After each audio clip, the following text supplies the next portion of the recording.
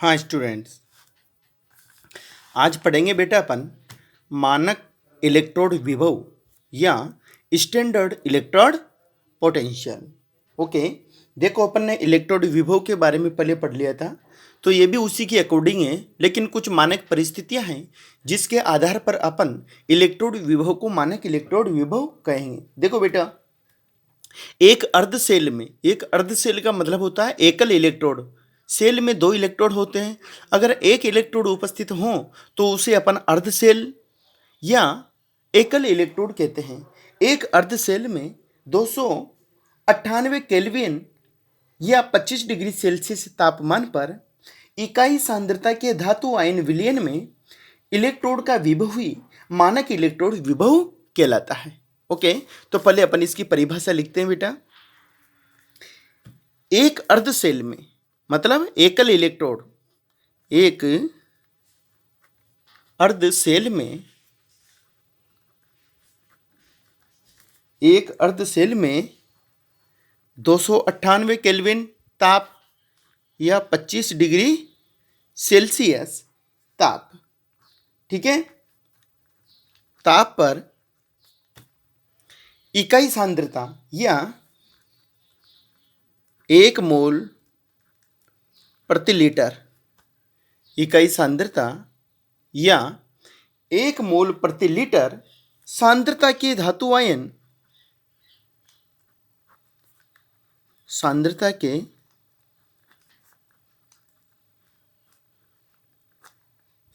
के धातु आयन विलयन में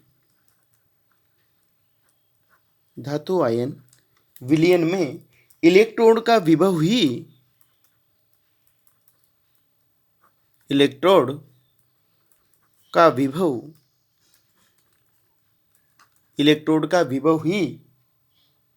मानक इलेक्ट्रोड विभव कहलाता है। मानक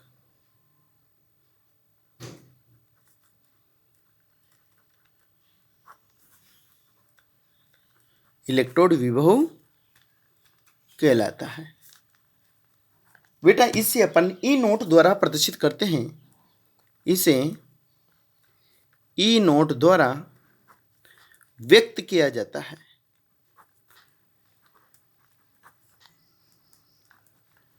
ओके, तो बेटा एक इलेक्ट्रोड जो 298 केल्विन ताप पर या 25 डिग्री सेल्सियस ताप पर उसके धातु आयनों के विलयन में जिसकी सांद्रता इकाई हो में डूबा हुआ हो, तो इलेक्ट्रोड पर उत्पन्न विभव को ही अपन क्या कहेंगे? मानक इलेक्ट्रोड विभव कहेंगे। ओके, यदि बेटा अर्ध सेल अभिक्रिया अपचयन के रूप में प्रयुक्त हो रही हो तो उसको अपन मानक अपचयन विभव कहेंगे, और यदि ऑक्सीकरण के रूप में प्रयुक्त हो रही हो तो उसको अपन ऑक्सीकरण विभव कहेंगे। ओके, यहाँ तक क्लियर है।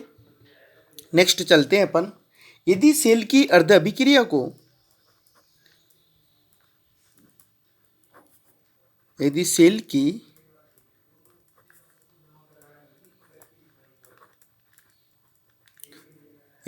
की अर्ध अभिक्रिया को अपचयन के रूप में व्यक्त करें तो इसे मानक अपचयन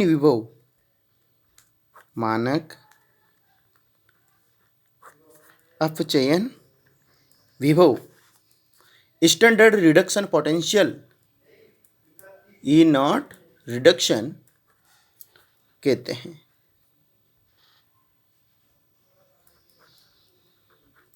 ओके,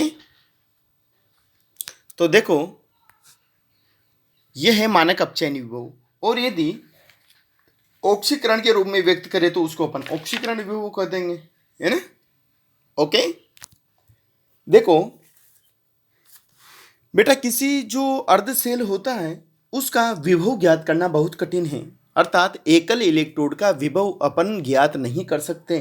तो इसके लिए संदर्भ इलेक्ट्रोड या मानक हाइड्रोजन इलेक्ट्रोड या नॉर्मल हाइड्रोजन इलेक्ट्रोड की कल्पना की गई।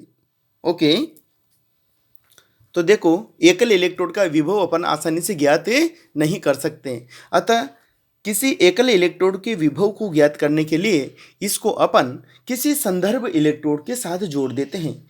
और संदर्भ इलेक्ट्रोड के रूप में बेटा तुम्हारे सिलेबस में जो वेरी इंपॉर्टेंट है वह है मानक हाइड्रोजन इलेक्ट्रोड।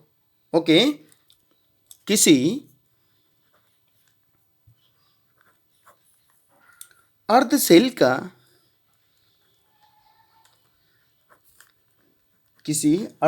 का विभव ज्ञात करना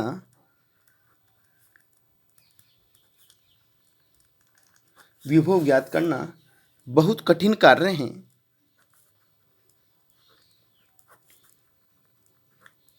कठिन कार्य है।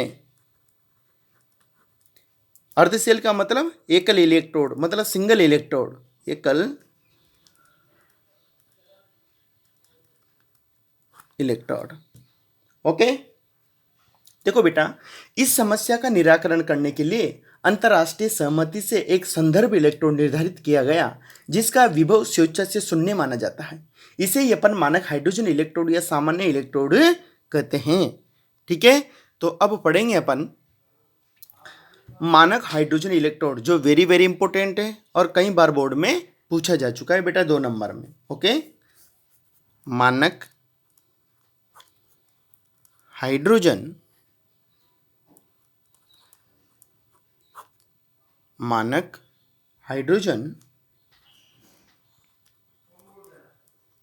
इलेक्ट्रोड, जो कि क्या होता है, संदर्भ इलेक्ट्रोड होता है। इसको बोलते हैं अपन स्टैंडर्ड हाइड्रोजन इलेक्ट्रोड। और इसका दूसरा नाम है बेटा, मानक हाइड्रोजन इलेक्ट्रोड का दूसरा नाम है NaHe। NaHe का मतलब होता है normal hydrogen electrode. Okay, normal hydrogen electrode.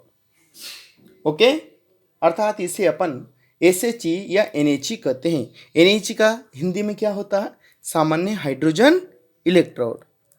Normal का मतलब सामान्य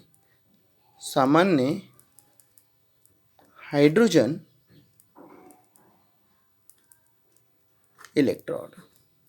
ओके, वेरी इंपॉर्टेंट डाल लेना बेटा, कई बार बोर्ड में पूछा जा चुका है।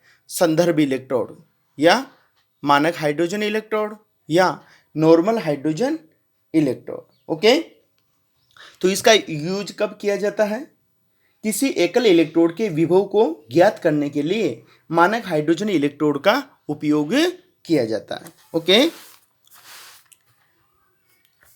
किसी एकल इलेक्ट्रोड के विभव को ज्ञात करने के लिए उसे संदर्भ इलेक्ट्रोड या मानक हाइड्रोजन इलेक्ट्रोड के साथ जोड़ दिया जाता है।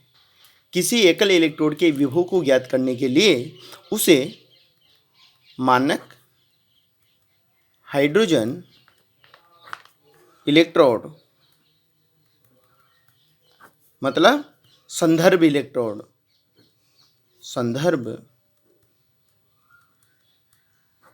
इलेक्ट्रोड के साथ जोड़ दिया जाता है।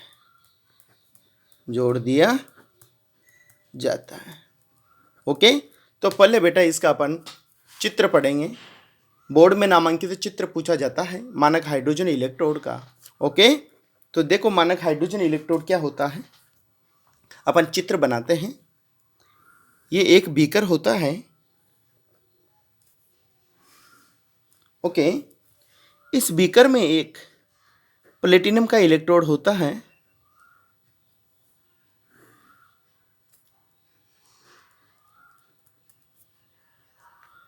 जिसमें इकाई सांद्रता का हाइड्रोक्लोरिक अम्ल भर देते हैं।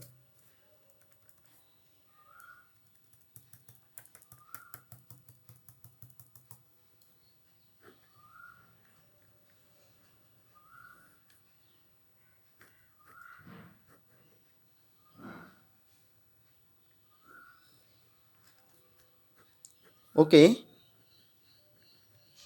ये क्या होता है बेटा?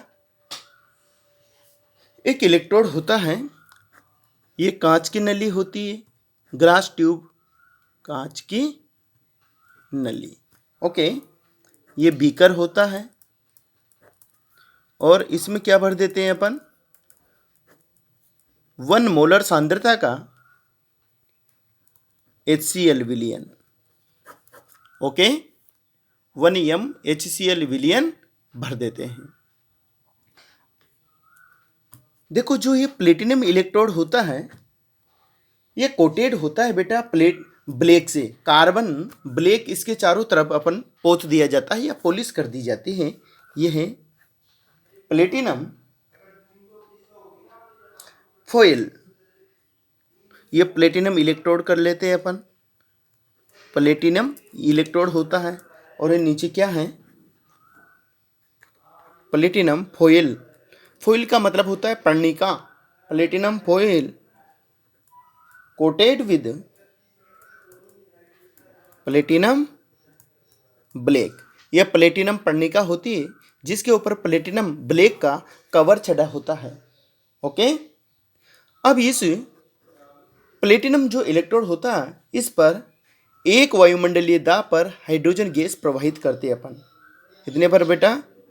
हाइड्रोजन गैस 1 एटमॉस्फियर, एक वायुमंडलीय दाब पर हाइड्रोजन गैस प्रवाहित करते हैं।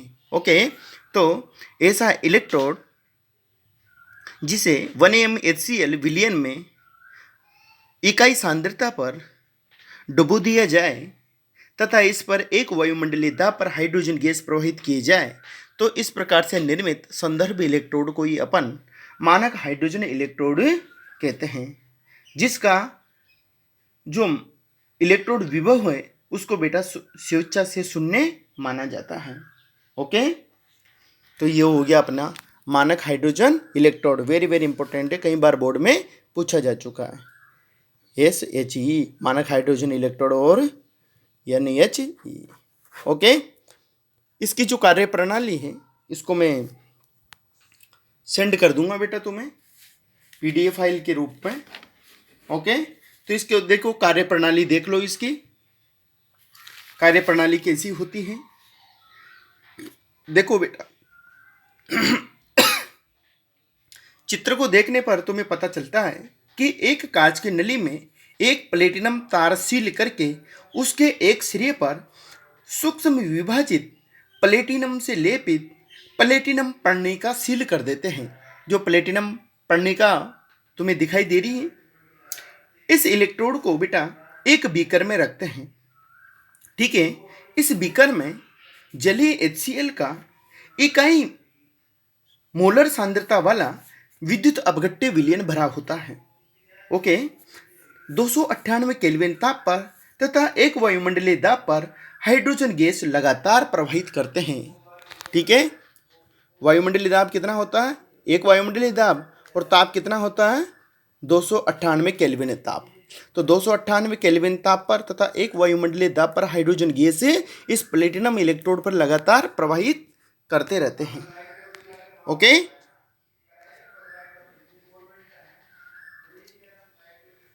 देखो, स्टैंडर्ड हाइड्रोजन इलेक्ट्रोड या मानक हाइड्रोजन इलेक्ट्रोड में ऑक्सीकरण या अपचयन प्लेटिनम पर्णिका पर होता है। कहाँ पर होता है? प्लेटिनम पर्णिका पर। अतः SHG का उपयोग बेटा एनोड व कैथोड दोनों में किया जा सकता है। ओके, लिख लेते हैं अपन इस पॉइंट को। SHE में, SHE का मतलब मानक हाइड्रोजन इलेक्ट्रोड। ओके, SHE में ऑक्सीकरण तथा अपचयन, SHE में ऑक्सीकरण तथा अपचयन प्लेटिनम पर्णिका पर होता है। ओके, अतः SHE एनोड और कैथोड दोनों का कार्य कर सकता है। दोनों का कार्य कर सकता है। ओके, ये अच्छी तरह याद कर लेना बेटा, इसका नामांकित चित्र और इलेक्ट्रोड पर होने वाली रिएक्शंस। ओके, जब बेटा अपन एसएचई को एनोड के रूप में प्रयुक्त करते हैं तो इस पर ऑक्सीकरण होता है। ओके,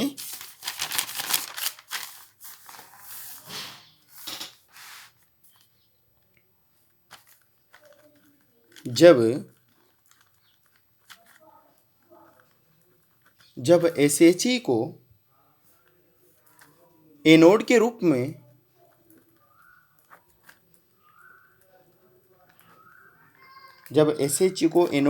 में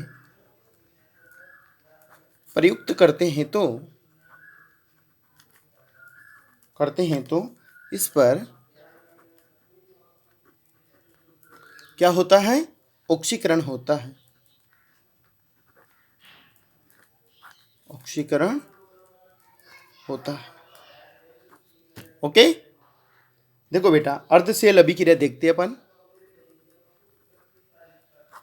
एनोड पर अर्धशेल अभिक्रिया।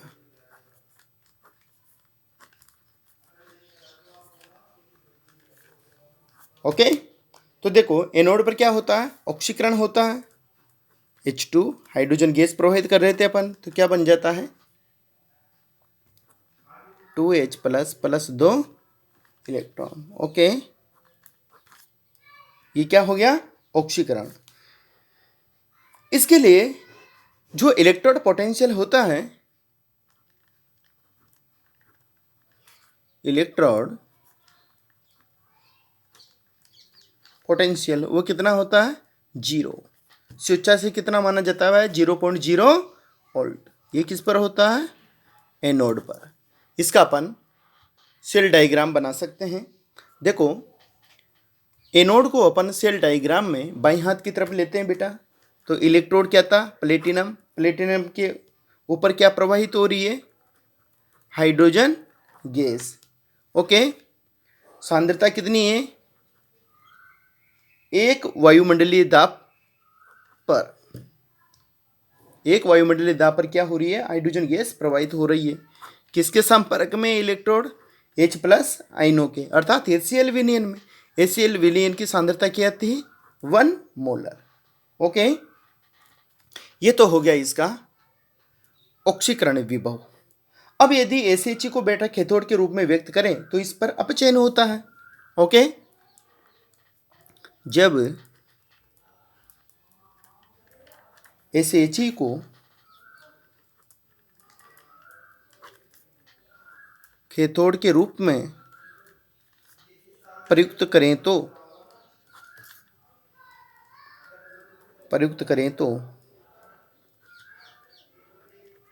इस पर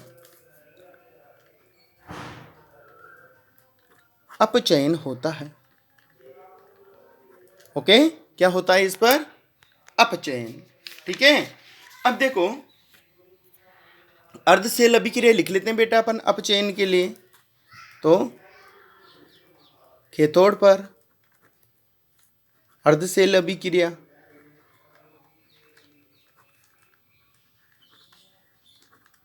कैथोड पर अर्धशेल अभिक्रिया। ओके, क्या होता है कैथोड पर? अपचयन। तो देखो अपचयन में H प्लस आयन 2 इलेक्ट्रॉन ग्रहण करके हाइड्रोजन गैस के रूप में परिवर्तित हो जाते हैं। ओके, अब इसका अगर अपन सेल डायग्राम बनाएं तो उसका उल्टा कर देते हैं अपन। कैथोड को किधर लेते हैं अपन? दाएं हाथ की तरफ। तो दाएं हाथ में यह प्लेटिनम इलेक्ट्रोड किसके संपर्क में है? 1/2 H2 हाइड्रोजन गैस। ठीक है, एक वायुमंडलीय दाब पर होता है प्रवाहित बेटा। ठीक है ना, H प्लस आयनों के संपर्क में होता है। H प्लस आयनों की सांद्रता कितनी मानते हैं अपन?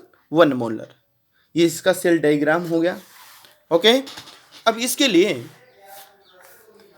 इलेक्ट्रोड विभव कितना माना जाता है कैथोड के लिए? 0.0 वोल्ट। इसको भी स्वेच्छा से कितना माना जाता है? 0। ओके, आज अपन यहीं तक अध्ययन करेंगे बेटा। इसके पश्चात इससे जुड़े हुए कुछ क्वेश्चन सोल्व करेंगे अपन नेक्स्ट लेक्चर में। ओके।